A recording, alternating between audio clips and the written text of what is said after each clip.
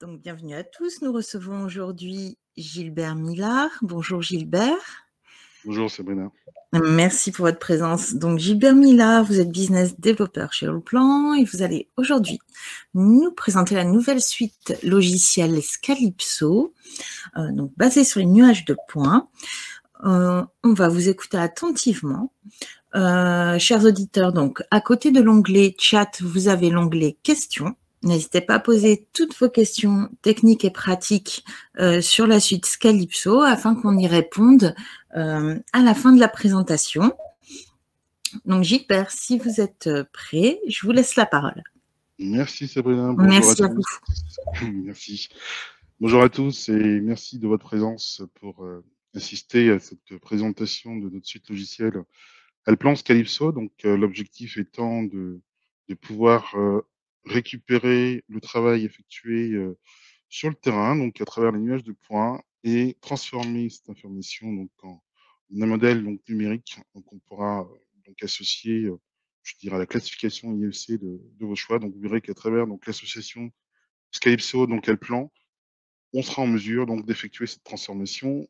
L'idée de cette matinée était de vous présenter un petit projet qui a été pris en charge par un plan de sauvegarde donc donc de Stephen Bern, excusez-moi. Donc l'objectif de cette abbaye Notre-Dame de Sénanque a été de démontrer comment cet ouvrage donc a travaillé dans le temps et mettre en évidence toutes les problématiques, je dirais, de faiblesse donc associées à l'ouvrage et comment donc modéliser son jumeau numérique malgré justement ce côté non linéaire je dirais, de tout l'édifice, qui est très souvent donc très compliqué donc à réaliser sur beaucoup de logiciels BIM.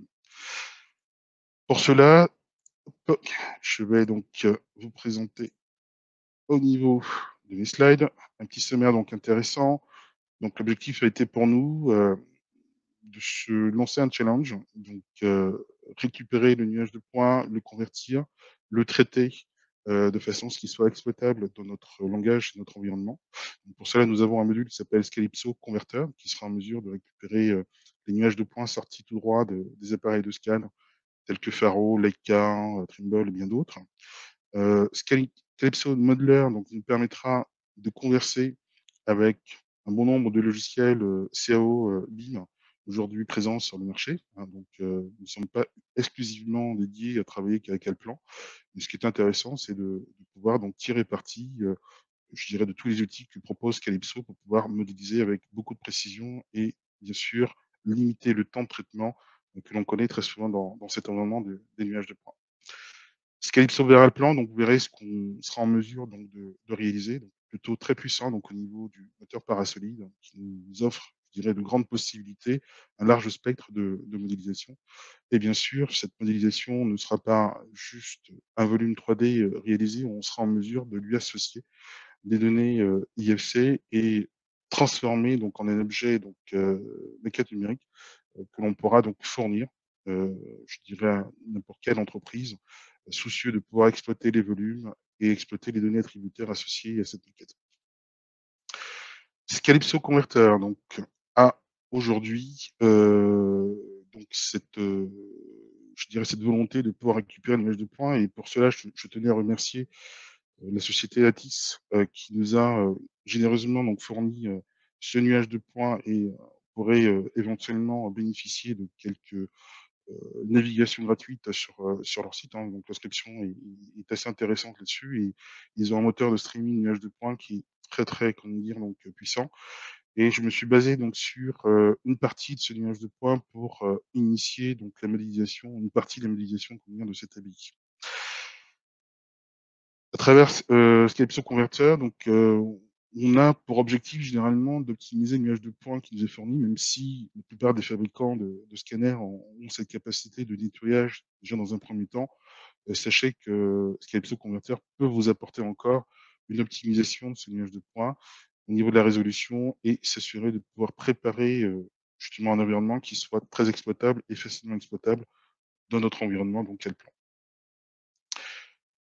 Au niveau des formats, je dirais, traitables, nous avons, quasiment tous les formats de scan aujourd'hui sur le marché, du E57, du XYZ, de l'ASC, du PTS, du FLS, du FLS, je vais y arriver, du FWS, et cetera. Donc quasiment tous les formats du marché natifs sont récupérables, sont traitables, directement sur Calypso Converter. Donc la question qu'on peut éventuellement se poser, quel est le temps de traitement autour de ça? Donc j'ai voulu vous présenter quelques chiffres pour ce projet. Donc nous avions à notre disposition 49 stations donc réalisées, 27 gigas de données à traiter et l'ensemble de cette conversion a pris à peu près 19 minutes sous le convertisseur Scalypso, hein, pour pouvoir préparer notre environnement sur Scalypso Modeler. Scalypso Modeler donc a juste un objectif, c'est vous faciliter la vie, à savoir sur nuage de points. Très souvent, dans mon ancienne vie passée, on avait tendance à traiter directement la globalité de ce nuage de points dans le logiciel BIM. Et là, ce qui est intéressant, c'est que Scalypso Modeler va vous autoriser à limiter les actions et optimiser plutôt les actions qui pourraient vous intéresser. Créer des coupes, obtenir, extraire tout simplement donc des haches de points avec une certaine précision et vous donner cette possibilité de prise de code, comme beaucoup de logiciels, donc visionneuse, donc du hache de points, donc prise de code, assistance à la modélisation. Donc là, c'est vraiment on aura tout un parterre d'outils qui seront en mesure de vous aider à créer assez rapidement. Heu, Garantir surtout la précision donc de l'existant. Donc ce qui est très difficile sur ce type d'édifice, c'est d'être au plus près, de sa réalisation parce que rien n'étant, droit donc au niveau des murs qui ont, subi quelques dommages, dus au temps, dus, à l'historique, comment dire, donc de cette bâtisse.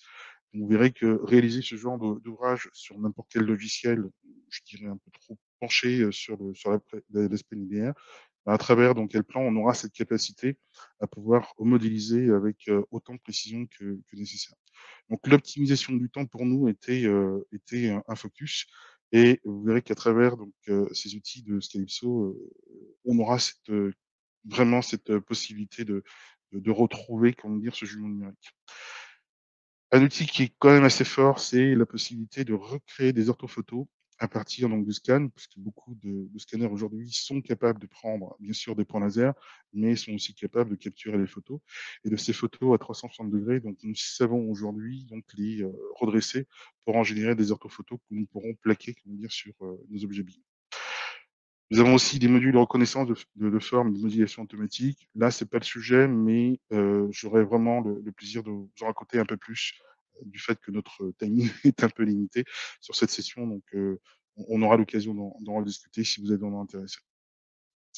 Un point qui est pour moi, je dirais plus qu'incontournable, dans beaucoup de nos projets, nous parlons de géoréférencement. C'est un sujet d'actualité à tout niveau, notamment dans l'univers du BIM et sachez que dans Calypso Modeler, c'est un sujet qui est pris en compte, qu'on est capable, je dirais de gérer à travers les systèmes GPS qui sont intégrés dans ces scanners. Donc nous savons donc l'assimiler, nous savons donc redéplacer ou déclarer un offset pour éviter de balader dans des dimensions un peu trop éloignées mais tout en conservant quand même cette notion de géoréférencement donc dans le projet. Du coup, pour faciliter votre travail de modélisation, nous avons la possibilité de réaligner donc le nuage de points et pouvoir donc effectuer des coupes et selon les axes qui pourraient vous intéresser, axe Y, Z, d'où l'importance pour nous de pouvoir, affecter cette rotation selon nos besoins. Et du coup, en fonction de ces applications, vous aurez cette capacité à mémoriser justement ces emplacements et revenir dessus à tout moment. Voilà, donc rien n'est figé, comme dire, dans cette démarche de redressement. Calypso donc Modeler vous fournit un certain nombre d'outils de modélisation, donc génération d'objets 3D, donc des points, des lignes, des pelines 3D, des splines 3D, et cetera. Génération de profils convenir selon les distances et des écarts. Et ça, c'est une approche qui est vraiment très, très intéressante. Et le plus fort encore, c'est cette capacité à pouvoir régénérer bien sûr l'image de points à l'intérieur de votre logiciel CAO BIM. J'insiste bien sur le terme CAO, parce que vous verrez que dans la liste des logiciels pris en charge, nous ne ciblons pas seulement que le logiciel BIM, on donne aussi la possibilité tout à chacun de pouvoir modéliser selon ses souhaits et donc hormis ce côté nuage de points, nous pouvons aussi générer directement des objets de type surface 3D, volume 3D selon, nos intérêts. Voilà. Calypso, c'est 3 modes visuels exploitables dans ce logiciel, vous voulez avoir une vue sphérique, une vue donc nuage de points classique et une vue, comment dire, donc plein air, hein, qui nous permet d'étaler directement dans cette vue sphérique, de façon à pouvoir être au plus précis sur la manière de s'accrocher sur la photo, sur les points qui pourraient nous intéresser et envoyer cette information sur le logiciel en question. Donc là, une petite capture sur la droite qui vous liste un petit peu l'ensemble des outils sur lesquels nous pouvons travailler. Notamment dans la gamme Alplan, nous avons aucune restriction sur les versions donc à exploiter, de la version actuelle qui est 2021 jusqu'à la version 2012.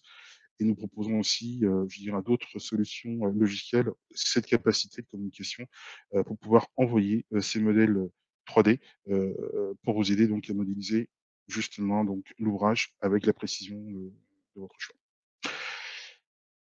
On va passer donc à la démonstration. Hop, je switch directement sur Scalypso. L'interface est très user-friendly, donc très épurée, pas besoin donc d'y passer 10 ans pour comprendre un peu comment fonctionne ce logiciel.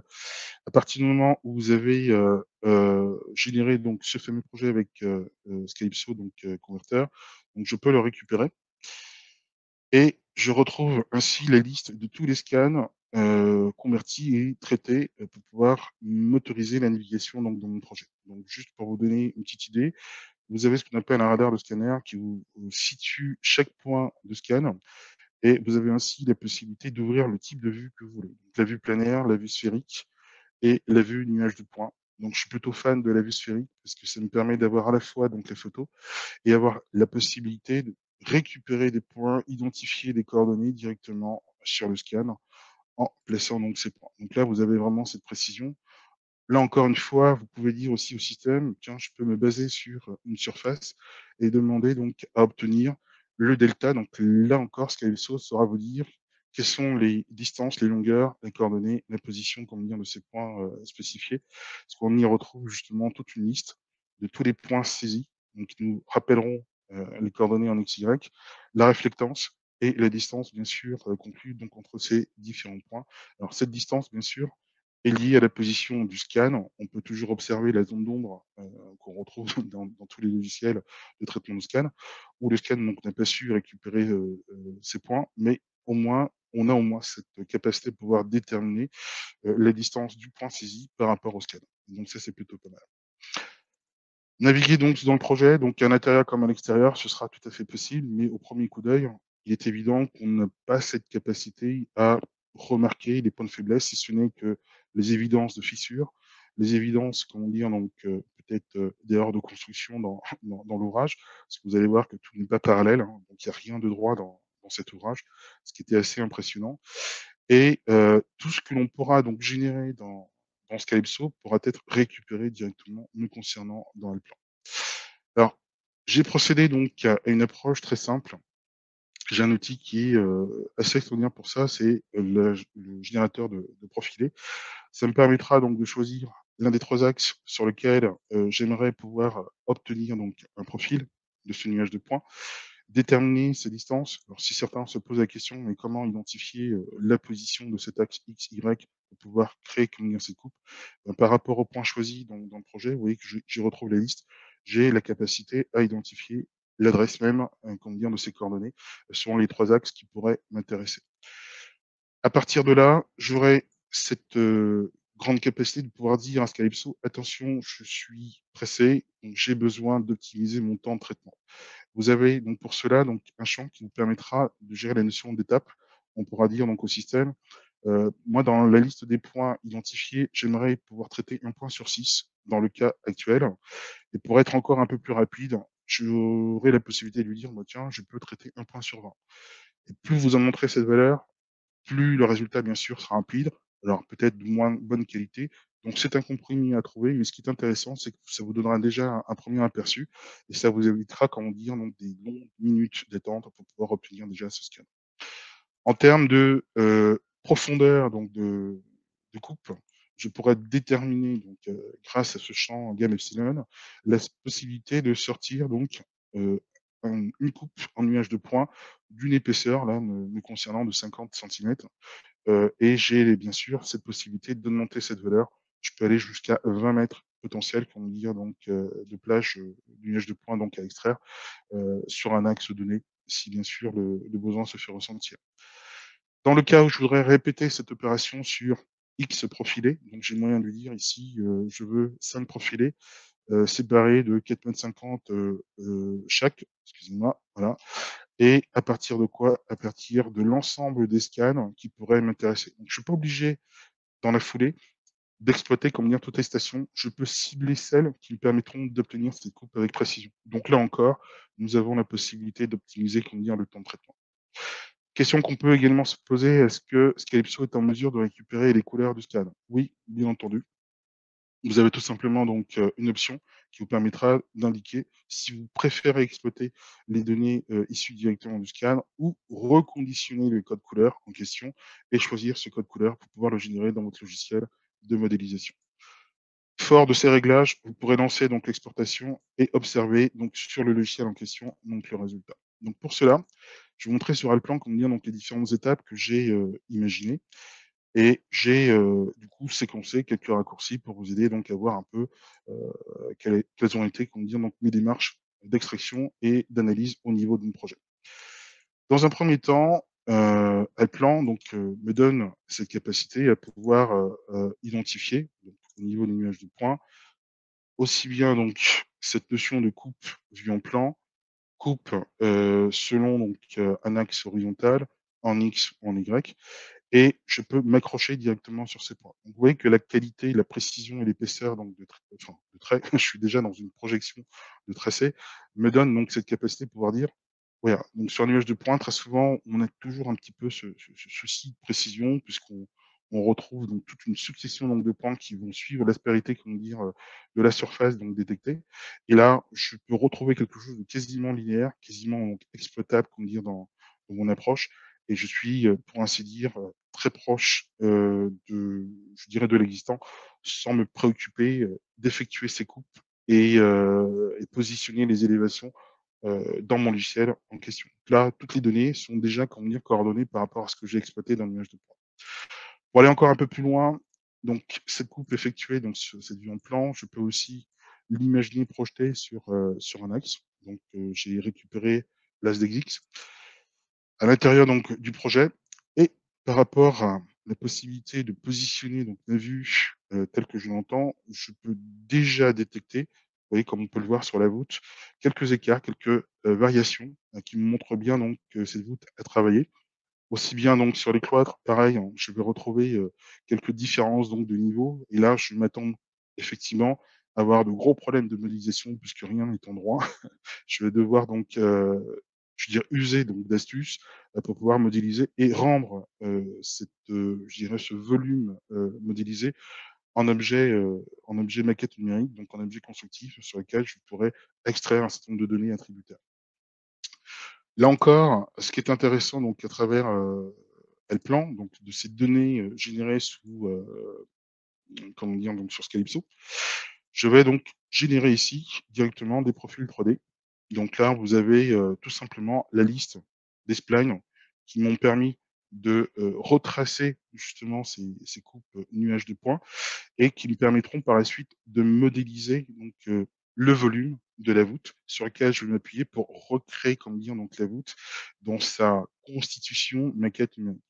Donc pour cela, je vais pas prendre le temps de remodéliser parce que là, du coup, je suis un peu déjà en retard sur mon temps. Je vais directement passer donc à la génération donc de cette voûte. OK.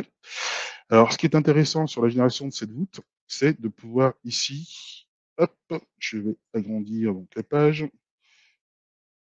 Identifier donc tous les problèmes de déformation que ce volume, me permet donc de mettre en lumière. Donc vous voyez donc tout le bosselage donc qui apparaît au niveau de la voûte. Donc vous imaginez donc, le modèle inverse.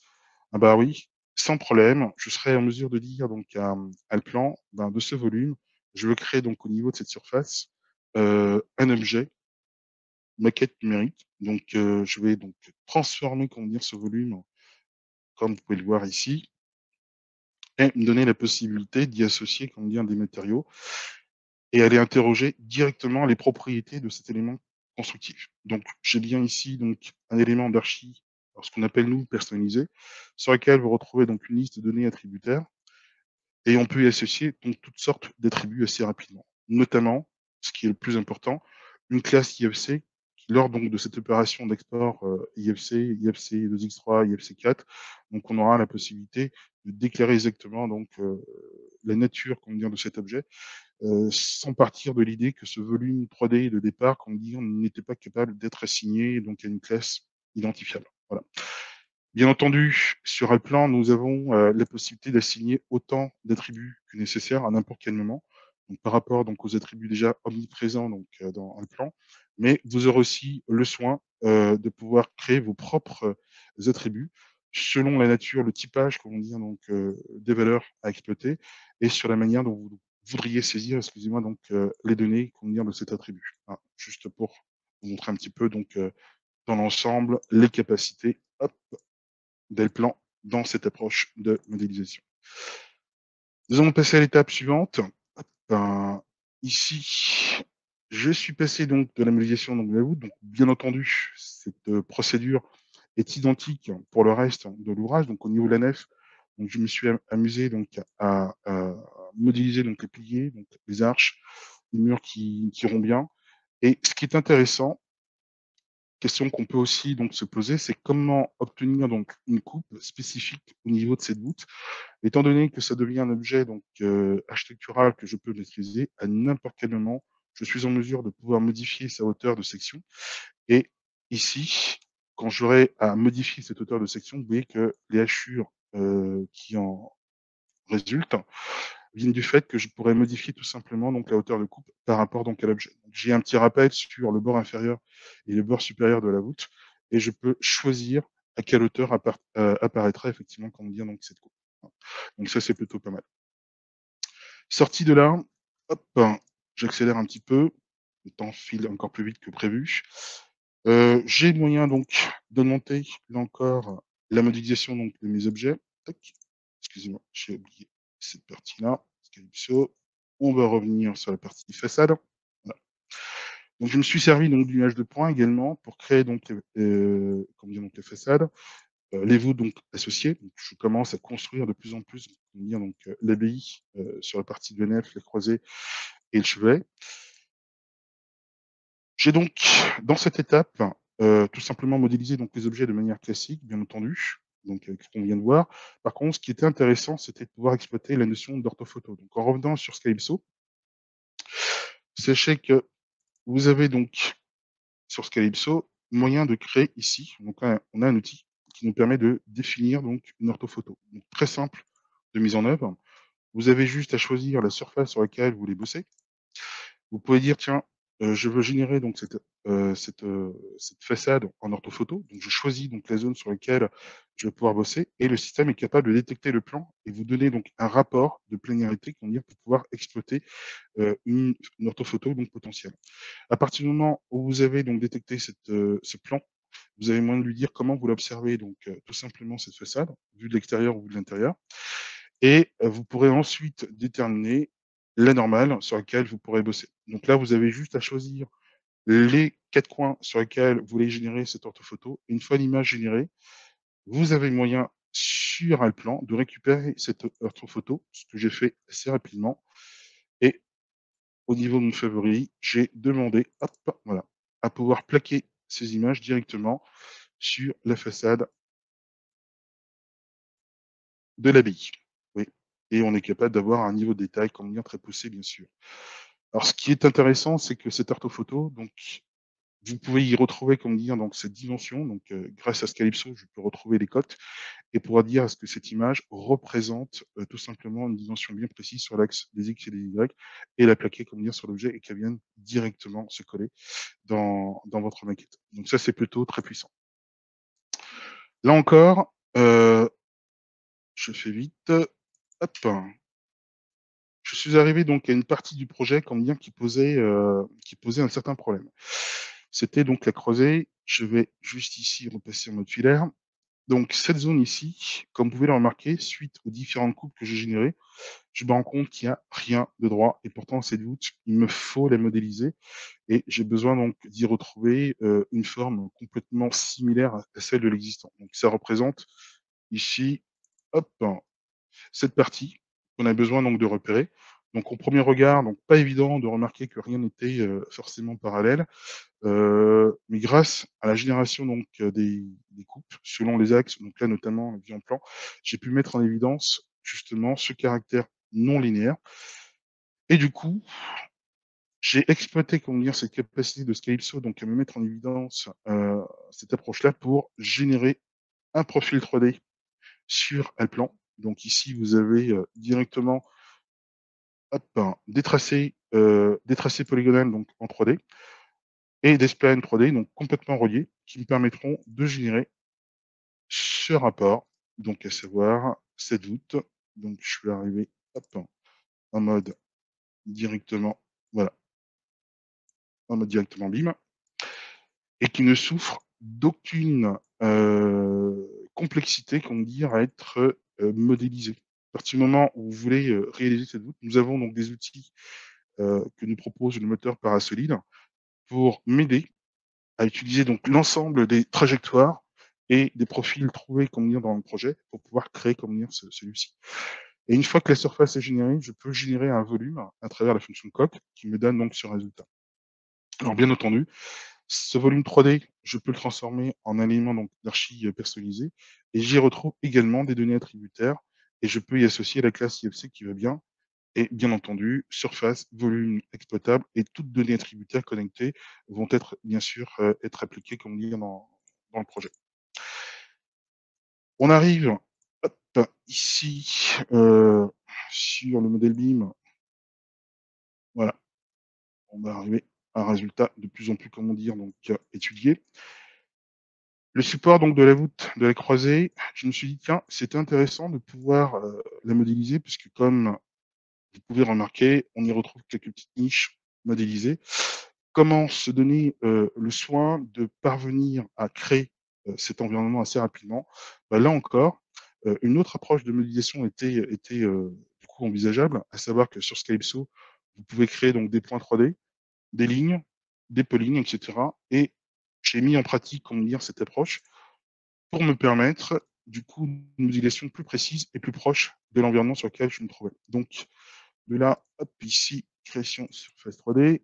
Je me suis dit, ce qui m'intéressait, c'était d'avoir aussi une capacité à contrôler le fait que ma première modélisation, enfin ma modélisation de BIM, soit conforme par rapport à l'existant. Alors vous voyez que sur Scalypso, il est tout à fait possible pour nous de générer des surfaces 3D et du coup de les, confondre et de les superposer donc à cette modélisation donc dans le projet. Alors j'étais un peu plus loin du coup dans ma démarche, je me suis dit: «Tiens, pour, la voûte de cette croisée, ce qui serait génial, c'est d'avoir, cette capacité à capturer l'ensemble de la voûte et de la mettre en évidence dans le projet». Donc voilà ce que ça a donné. Comme vous pouvez le voir, donc j'ai ici, hop, on va centrer, voilà. J'ai ici, comment dire, en orange, donc une partie volumique, je suis dans mon projet donc Allplan qui a été réalisé et la surface 3D que vous voyez, que vous retrouvez ici, c'est tout simplement le résultat du travail de Scalypso à m'avoir reprojeté, comment dire, dans le lignage de points en surface 3D et du coup, je me retrouve avec une meilleure lecture de ce que je peux exploiter et modéliser dans mon projet. Voilà, donc ça, c'est plutôt pas mal. En vue 2D, en vue d'élévation, donc on voit vraiment donc toute la synchronisation que j'ai pu amener donc, dans ce projet. Donc dans mon approche de détail, je vais aller encore un peu plus loin. Hop, j'ai je me suis retrouvé à configurer donc, mon environnement donc, Allplan pour pouvoir créer, comme dit, donc les niches. Et ce que vous retrouvez ici, ce sont tout simplement donc des points que je peux aller chercher dans Scalypso. Donc, je vais le faire sur, la deuxième. Hop, on va se mettre, ici. À n'importe quel moment, je peux me retrouver et dire: «Tiens, dans Scalypso, je peux aller tout simplement définir un certain nombre de points». Hop, on va faire ça, comme ça et l'envoyer donc dans, l'environnement donc de mon projet. Donc exporter les points 3D et à partir du moment où vous avez exporté ces points 3D, vous voyez que je vous les retrouve ici. Donc j'ai le moyen de les retrouver tout simplement ici. Je vais les rendre en mode constant, voilà et je vais repasser tout simplement en mode filaire et j'observe que je serai déjà dans l'alignement de mon projet. Donc j'ai une grande capacité avec Allplan. Je vais juste changer la taille, excusez-moi. Hop, on va passer à 3. être ici, voilà, pour que ce soit un peu plus lisible. J'ai sur Alplan la possibilité de faire pivoter donc mon plan de travail. Donc, je vais prendre les points les plus, voilà, plus éloignés.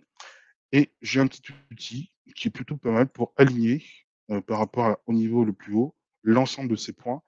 Et ça me permettra donc d'avoir un séquençage, donc un plan de travail complètement maîtrisé pour générer mes polylignes 3D et générer mes surfaces qui en découleront pour obtenir donc ce type d'objet. Donc voilà, donc ça c'était la petite aparté pour vous montrer à quel point on est capable rapidement de modéliser. J'avance encore, je suis désolé, il y a tellement de choses à voir là-dessus. Donc on a vu la création de la niche. Hop, on va revenir sur le fait de pouvoir combiner un nuage de points et la modélisation BIM de votre projet. Donc on arrive, voilà, à l'étape où là, je me suis permis de récupérer donc une partie du nuage de points, de manière à pouvoir le charger directement dans mon projet. Donc certains se sont toujours posé la question de savoir si sur Alplan, il était possible de générer les nuages de points. Je vous confirme que oui. Donc là, j'ai chargé ce nuage de points et vous voyez quelle dextérité je suis capable de me balader, comment dire, dans mon projet sans souffrir de performance. Donc c'est juste le chargement qui prendra un certain temps, donc ça reste assez rapide, avec la possibilité de pouvoir naviguer sur la vue en plan. Donc ici, je vais repasser sur une vue à 0 degré. Pardon, c'était cette vue-là qui m'intéressait. On va passer. Voilà. Et je peux donc choisir ma vue perspective, repasser, hop, ici, sur ce point de vue pour combiner la partie modélisée et la partie nuage de points. Et à n'importe quel moment, vous pouvez passer de ce point de vue à ce point de vue en changeant donc le style visuel, comment dire, d'Elplan. Alors, ce qui était donc intéressant dans cette démarche, c'était de mettre en évidence justement cette synchronisation. Donc, je vais passer sur la vue, voilà, de face, voir le dôme que j'ai modélisé se retrouve complètement synchronisé donc avec le nuage de points que j'ai pu charger dans le projet. Voilà. Qu'est-ce qu'on a d'autre? Juste percevoir, ouvrir un favori. Donc on était tout bon. Voilà. Donc on arrive quasiment au bout, Mohamed. Je sais que j'ai encore plein de choses à raconter, mais on arrive au bout de cette présentation. On va pouvoir passer aux questions-réponses. Si tu veux reprendre la main. Donc pour moi, on est arrivé au bout. J'espère que j'étais assez clair. Mohamed? Ou Sabrina? On vous entend très bien, Gilbert. Oui, tout à fait. Ok. Allez-y, continuez si vous avez des choses à ajouter. On a encore quelques minutes si nécessaire, Gilbert. Ok, parce que comme j'étais dans le timing de la demi-heure, donc j'avais fait le tour. Qu'est-ce que j'ai d'autre que je pourrais éventuellement... Alors oui, alors après on rentre vraiment dans l'environnement, donc Alplan, avec la possibilité de pouvoir choisir donc les points de vue qui nous intéressent, donc faire en sorte de pouvoir switcher, adapter votre point de vue, filtrer ce qui pourrait donc nous intéresser. Donc j'ai tout à fait le droit de pouvoir dire donc à Alplan que je veux conserver un certain nombre de points de vue. J'ai oublié sur mon deuxième écran, c'est pas grave. Donc j'ai moyen de choisir effectivement donc dans l'arborescence cette capacité à ici exporter les données qui pourraient donc m'intéresser. Donc ce que j'ai pu organiser me permet de comprendre que quand je veux travailler uniquement sur la partie modélisation, j'y ai prévu donc une structure qui n'est pas une structure donc IFC et Alplan m'autorise donc du coup à envoyer uniquement ce modèle en indiquant au niveau d'export, pardon, le fait de pouvoir choisir toute la gamme structurelle du bâtiment. Ça c'est génial. J'ai mon deuxième écran qui est perdu. Oh, je suis désolé. Bah, du coup, j'avais pas pensé à ça. C'est pas grave. J'avais tout vérifié, mais pas celui-là.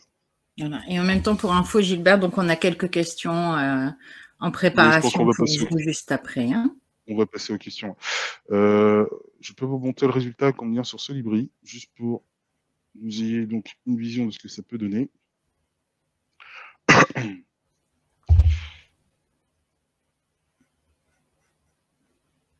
Alors, pour ceux qui pourraient se poser la question, alors sur le site d'Atis, donc Atis, voilà, m'avait éventuellement sollicité pour une raison très simple. Dans un premier temps, on leur avait proposé donc la modélisation donc du projet. Hop, ça c'est leur projet, voilà. Et le gros souci que l'on retrouve dans une modélisation BIM, c'est sur des formes très complexes, comme on peut le voir ici, c'est que l'ABI a été modélisé de cette manière. Et l'objectif, c'était de pouvoir donc retrouver ces doutes avec la précision attendue. Et vous voyez que là, comme le logiciel en question incriminé n'était pas en mesure de reprendre toute la complexité de la voûte, ça a posé un certain nombre de problèmes. Nous concernant, hop, ici, comme vous avez pu voir donc sur le plan, moi l'intérêt que j'y retrouve, c'est de pouvoir dire, bah, tiens, au niveau de l'export, je serai en mesure de renvoyer effectivement cette forme avec les caractéristiques de surface, de volume, qui seront au plus proche, comme dire, donc, de l'existant. Donc là, on est vraiment lié, comme dire, à un modèle numérique jumeau, comme dire, donc, de l'existant. Donc ça, c'était la petite partie que je voulais souligner. Donc,